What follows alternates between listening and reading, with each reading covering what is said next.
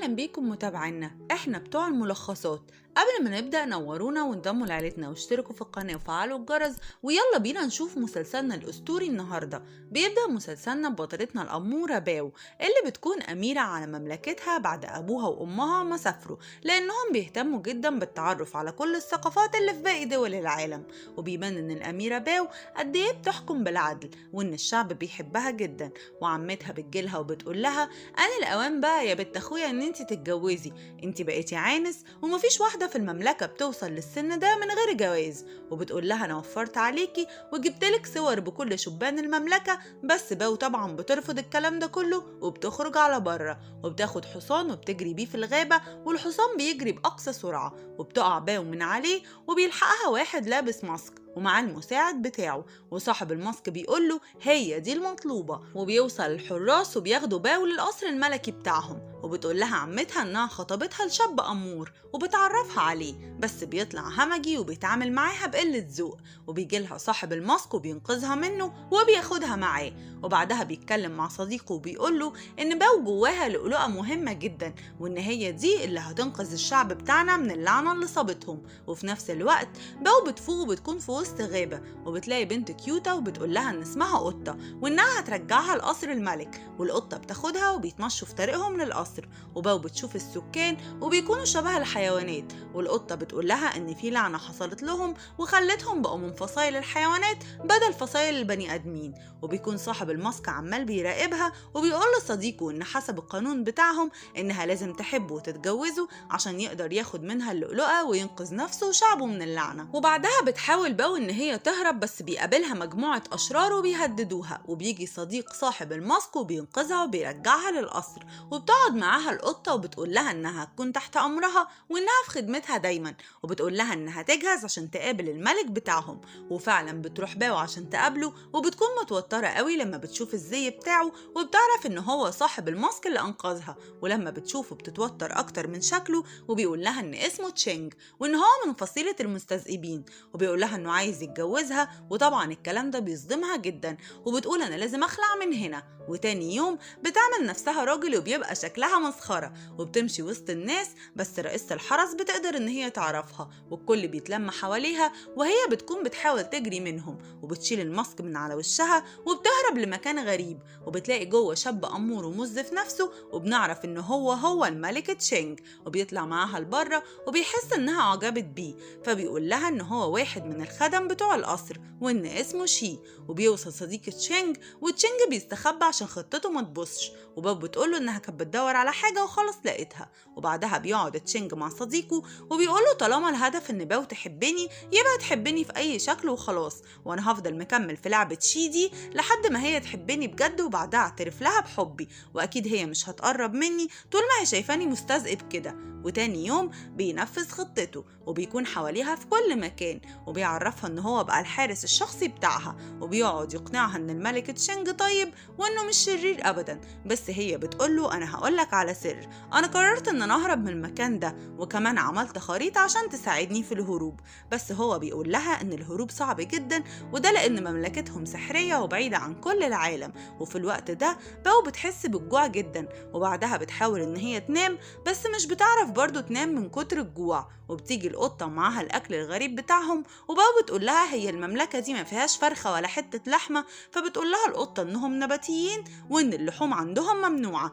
بس تشينج وهو عامل شخصية شي بيجيب لباو أكل ولحوم، وبتكون مبسوطة جدا وبتعزم عليه إن هو ياكل، بس مش بيرضى ياكل معاها. وبعدها بيبعت لباو خياطين كتير عشان يعملوا لها أجمل فساتين في المملكة. وبعدها بتروح باو للملك عشان تحاول إن هي تمثل عليه الحب، يمكن تعرف تهرب. وبتكون عارفة إنه ما يقدرش يشرب عشان هيتعب جدا، فبتقول له تيجي نلعب لعبة اللي هيخسر فيها هيشرب كتير. بس للأسف بتقع في شر أعمالها وهي اللي بتخسر، وبتقعد تشرب لحد ما بتكون مش شايفة قدامها، وبتشوف خيالات وبتقعد تهلوس، وبتروح ضربة الملك في كتفه بآلة حادة. وهو لما بيتصاب باو بيتعب جدا وبيزعق لها جامد وهي بتجري من قدامه، ولما بتخرج بتلاقي شخص مجهول بيهجم عليها وعايز يقتلها، لكن تشينج بيوصل في الوقت المناسب وبيقدر ان هو ينقذها منه، بس بسبب اصابته بيكون مش حاسس بنفسه وبيهجم على باو وبتكون خلاص هتموت في ايده، بس المساعد بتاعه بيوصل وبيخلصها منه وتشينج بيغمى عليه. وتاني يوم بتقابل باو تشينج في شخصية شي وبتقوله على محاولة الملك لقتلها، وهو بيزعل من نفسه جدا، وباو بتكون حست ان هي بدأت تعجب بيه. وفي الوقت ده بتيجي بنت مصابة وباو بتساعدها ان هي تفوق، واول ما البنت بتفوق بتقول هي دي اللي زقتني في البير، وباو بتصدم من الكلام اللي بيتقال وبتنكر ان اي حاجة حصلت من الكلام ده، بس البنت بتبقى مصممة ان باو هي اللي زقتها في البير، والملك بيحكم على باو ان هي تدخل السجن، وبيكون سجن وحش جدا ومليان بالحشرات، وباو بتكون خايفة قوي. وصديق تشينج بيقوله ان باو مستحيل تعمل كده، وان اكيد حد اتنكر في شخصيتها وعمل المصيبة دي، لانه يا اما غيران منها او عايز يأذيك لانها هتكون مراتك، وان ده طبعا هيضر بسمعتك.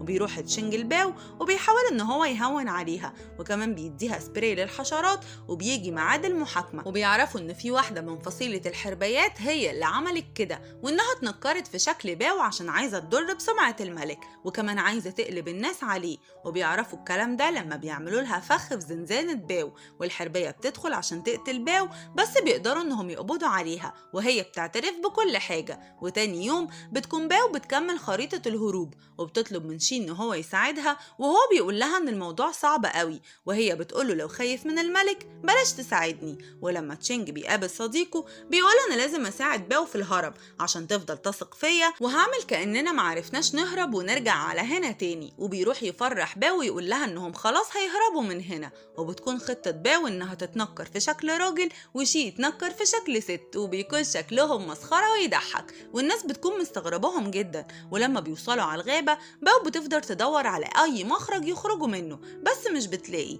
وشي بيقول لها صدقيني يا بنتي الهروب صعب جدا وفتح البوابة السحرية ما يقدرش عليها غير الملك وبس.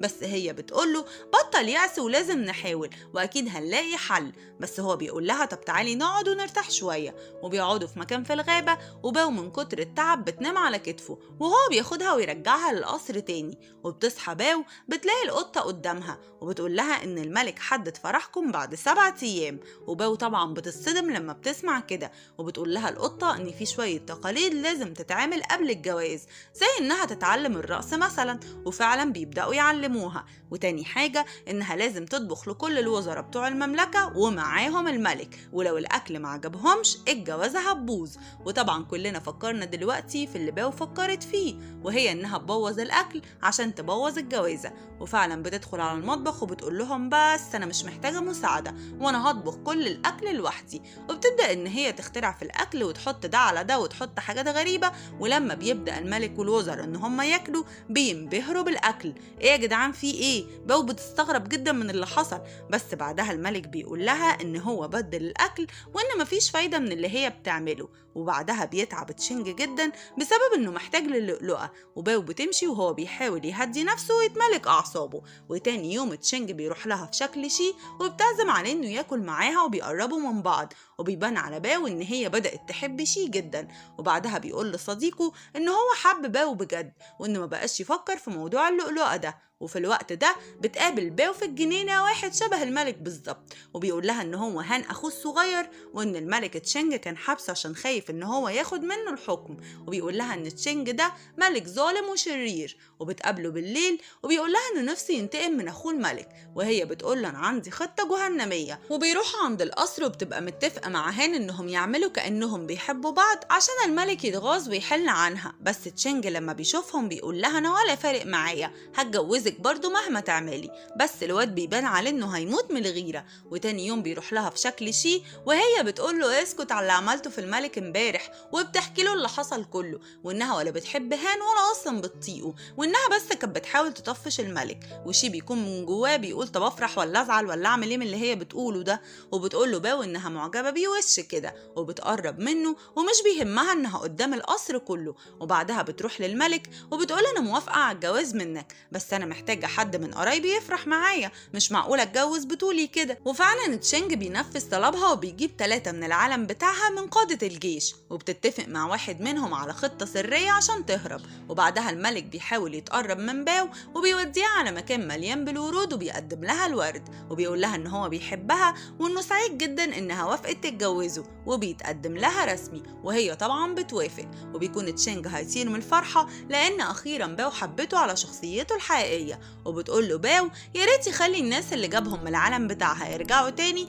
لانهم مش عارفين يتأقلموا في المملكة بتاعته. والملك بيقول لها طلباتك اوامر، ده انت هتبقي الملكة. وتاني يوم بيقابلها شي وبيقول لها انا سمعت انك انت والملك قضيتوا سهرة جميلة قوي. فبتقول له على فكرة انا بضحك عليه لان عندي خطة وقررت اهرب مكان واحد من الناس اللي جابهم من العالم بتاعي. وطبعا شي بيتصدم لما بيسمع الكلام ده وبيبقى مذهول. وتاني يوم بتودع باو القطة ومش بتكون فاهمة فيه ايه، وبتروح باو تستخبى في الصندوق مكان واحد من اللي هيرجعوا للعالم بتاعها. بس تشينج بيكون حويط وفاهم لعبتها وبيأمرهم بفتح الصناديق كلها، بس الصدمة لما مش بيلاقي باو، وبتطلع واحدة من فصيلة الحرباية هي اللي خطفتها وبتقددها بالقتل. بس الملك بيوصل وبيقدر ان هو ينقذ باو، بس بيصاب هو بدلها وبيغمى عليه. وبعد فترة بيكون اتحسن، وباو بتعتذرله جدا على محاولتها للهروب، وبتقوله احنا هنعمل اتفاق سوا وهو ان احنا نتجوز لمدة 3 شهور، ولو علاقتنا نجحت وقدرت ان انا احبك هكمل معاك،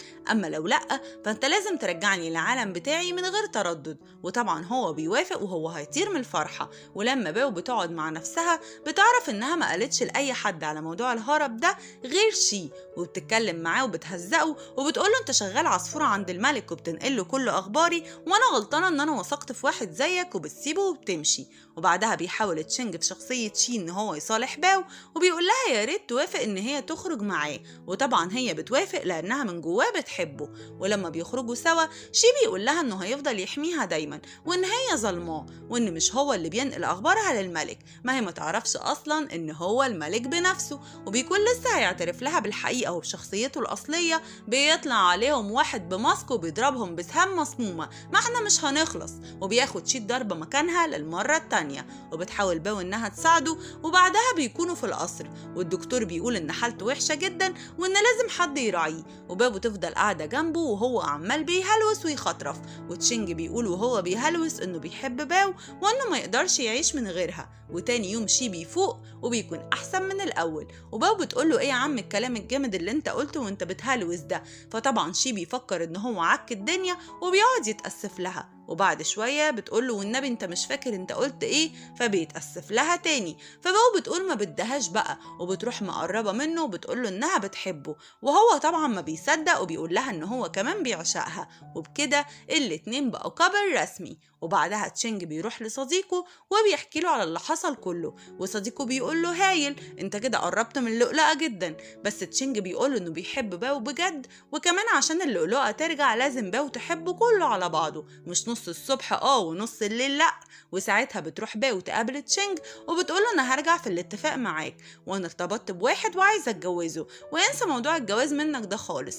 وبعدها بتكون باو عايشه اجمل لحظات حياتها مع شي اللي هو اصلا الملك تشينج. وبعدها باو بتقابل الوزراء بتوع المملكه وبتقول لهم انها هتدور للملك على عروسه لانها لا تصلح ليه، وهم بيوافقوا على قرارها. وهي مش بتضيع وقت وبتجهز للملك لستة باجمل بنات المملكه، وبتعمل حفله كبيره عشان الملك يختار منها البت اللي هتكون مراته، وبتقعد تلفت نظره للبنات لكن هو مش بيكون مركز غير معاها هي وبس. وبعدها صديق الملك بيقترح عليه اقتراح وان هو يوافق على بنت من اللي كانوا في الحفله كده وكده يعني، وبالشكل ده باو هتحس ان هو هيضيع من ايديها وهتغير وهتوافق تتجوزه. وفعلا تشينج بيوافق وكل الناس بتتكلم على جواز الملك من العروسه الجديده، بس باو بتكون في قمه سعادتها وبتروح تهني الملك على خطوبته من البنت اللي اختارتها له، بس بيبقى متعصب جدا من برودها وتنحتها. وتاني يوم بيروح لها اوضتها وبيسأل القطة عنها، فبتقوله انها قالت لها انها رايحة تقابل الملك، وبيفهم ان باو اتعمل لها فخ. وفعلا بتكون مع واحد نسخة طبق الأصل من تشينج، بس مرة واحدة بيهجم عليها وبيضربها، وباو بتقع وقعة شديدة جدا على الأرض. ولما بيشيل الشخص ده الماسك من وشه بنكتشف إنها نفس البنت اللي من فصيلة الحرباية اللي حاولت تقتلها قبل كده.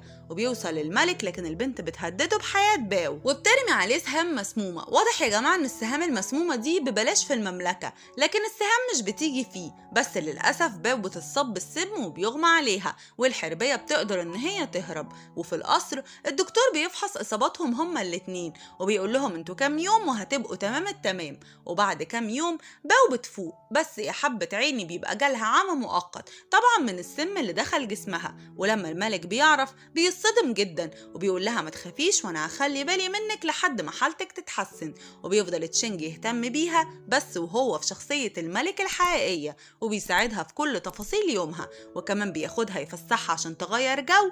وفعلا باو بتكون مبسوطة ومنطلقة على الآخر، وبتبدأ تحس بإعجاب ناحية الملك تشينج. وبعدها بيتكلم معاها وبيقول لها إن ال3 شهور اللي متفقين عليهم مش باقي عليهم كتير ويخلصوا، وإن سايب لها القرار بمنتهى الحرية، ولو عايزة ترجع للعالم بتاعها مش هيأثر على قرارها وهيرجعها على طول. وبعدها بيكون مع باو عشان يساعدها في النوم، وبيفضل قاعد جنبها طول الليل. ولما باو بتصحى بتلاقي نفسها نظرها رجع لها، وبتشوف الملك وهو نايم من التعب في خدمتها. لكن مرة واحدة شكله بيتحول وبيبقى شي حبيبها، وهي بتقعد تتكلم معاه وبتقوله ازاي تخدعني بالشكل ده. فبيقول لها ان لسه كان هيعترف لها بالحقيقة وانه كان مستني مشكلة نظرها تتحل. وبيقول لها على موضوع اللؤلؤة وانها تقدر تنقذه هو وشعبه بيها. وبيقول لها ان هو مش مهتم بالكلام ده، هو مهتم بحبها وبس. وباو بتقوله من فضلك رجعني للعالم بتاعي وكفاية كده. وبعدها تشينج بيقول لصديقه ان رغم حبه لباو بس ما يقدرش يقعدها معاه غصب عنه. وباو بتكون بتسمعهم من بره، ولما صديقه بيخرج بيلاقيها واقفة وبيقول لها على موضوع اللؤلؤة وان المملكة كلها ملعونة بسبب اللؤلؤة اللي معاها، وان تشينج حياته في خطر وكل يوم قوته هتقل لحد ما هتتلاشى خالص ويموت. وبتقرر باو ان هي تتصرف وبتدخل لتشينج وبتحاول تقرب منه عشان يرجع اللؤلؤة بتاعته، بس هو بيقول لها ان ملوش لزوم اللي بتعمليه ده، وان لو مش بتحبيني بجد انا عمري ما هتجوزك عشان بس بتعطفي عليا. وبيقول لها ان خلاص هيرجعها للعالم بتاعها. وفعلا بيروحوا الغابة وبيكون تشينج زعلان جدا، وبتظهر البوابة السحرية وباو اخيرا بتكون هترجع للعالم بتاعها زي ما كانت بتتمنى. واول لما بتعدي تشينج بيحزن جدا وبيزعل على حب عمره اللي راح منه. وبعدها بتكون باو في العالم بتاعها بس دايما بتفكر في تشينج وبتحس انها اتسرعت وسابته. أما تشينج فبيسيب مملكته وبيروح للعالم بتاع باو عشان يطمن عليها ويشوفها من بعيد لبعيد. لكن في مرة باو بتحس إن تشينج قريب منها وبتكون عايزة تتأكد، وبتعمل نفسها إن هي هتقع، وهوب الملك بيلحقها وبيمسكها على طول. وباو بتسأله هو بيعمل إيه في العالم بتاعها، فبيقول لها إنه جاي يطمن عليها من بعيد عشان ما يزعجهاش. ومرة واحدة باو بتقوله إن هي بتحبه وإن هو وحشها جدا الفترة اللي فاتت، وإنها بتحبه في أي شكل كان، وإنها كمان هترجع معاه للمملكة بتاعته. والكلام ده بيفرح تشينج جدا وبياخدها للعالم بتاعه، وهناك بيعترف لها بحبه وإنه ما يقدرش يعيش من غيرها، وإنه ما عملش معاها كده عشان اللؤلؤة، وإنه عمل معاها كده لأنه بيحبها جدا. وبتقوله إنها مصدقاه وبيقول لها لو توافق تتجوزه، بس هي بتقوله إن هي موافقة من غير تفكير. وتاني يوم باو بتكون خارجة تتمشى في القصر وبتتفاجئ بالبنت الحرباية قدامها وناوية على الشر، وبتقعد تقول في سحر بيخلي باو ضعيفة جدا، والبنت بتبقى عايزة منها اللؤلؤة وفعلا بتقدر ان هي تاخدها. وبتكون متفقة مع اخو تشينج عشان ياخدوا اللؤلؤة ويدمروا الملك. وتشينج بيوصل في الوقت ده وبيتخض على باو وبيقرر يعالجها، لكن بيتفاجئ ان الحرباية جابت كل فصيلتها عشان يسيطروا على تشينج. وبياخد باو وبيروحوا للغابة، وباو بتكون تعبانة جدا، والملك بيقول لها ان هي ترجع للعالم بتاعها وتبعد عن الخطر اللي هنا، بس هي بتقوله ان هي مش هتسيبه لوحده. والملك بيتعب جدا بسبب طبعا ان اللؤلؤة ما بقتش قريبة منه، وبيتحول وبيهجم على باو وبيكون خلاص هيموتها. بس أول لما دم باو بيلمسه بيتحسن وبيرجع لطبيعته من تاني، لكن بتوصل الحرباية والناس اللي معاها وبياخدوا تشينج وباو وبيودوهم للسجن عشان ينفذوا فيهم حكم الإعدام. وباو بتتكلم مع البنت الحرباية وبتقول لها إيه رأيك لو تسيبيني أرجع للعالم بتاعي مقابل إن أنا أنقلب ضد الملك؟ وطبعا تشينج بيكون سامع ومذهول، والبنت بتقول لها أضمن منين إن أنت مش بتكدبي عليا؟ فباو بتقول لها ضمانك إن أنا أعدم الملك بنفسي. وطبعا تشينج بيكون مصدوم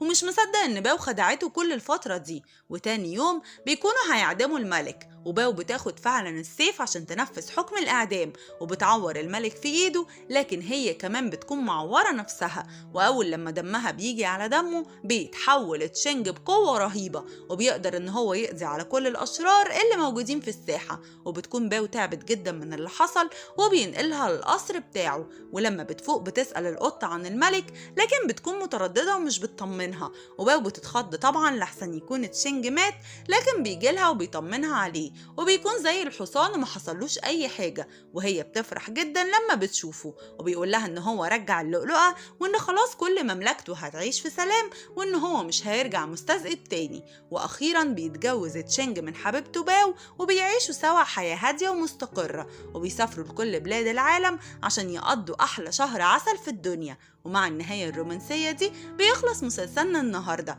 لو عجبكم ياريت تعملوا لي لايك لأنه بيشجعني جدا، واكتبوا لي في الكومنتات لو بتحبوا النوعية دي من المسلسلات أو بتحبوا نوعية إيه بالظبط. وكمان ما تنسوش أهم حاجة إن انتوا تعملوا اشتراك في القناة عشان عائلتنا تكبر، وكمان فعلوا الجرس عشان يوصلكم كل ملخصاتنا اللي جاية. أشوفكم في فيديو جديد، سلام.